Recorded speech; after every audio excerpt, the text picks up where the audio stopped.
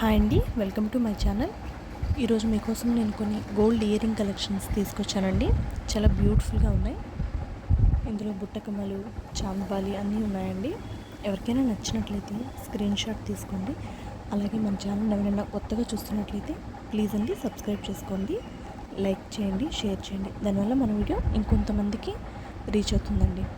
అలాగే ఇందులో మీకు ఏ మోడల్ ఎక్కువ బాగా నచ్చిందో నాకు కామెంట్ సెక్షన్లో కామెంట్ చేయండి.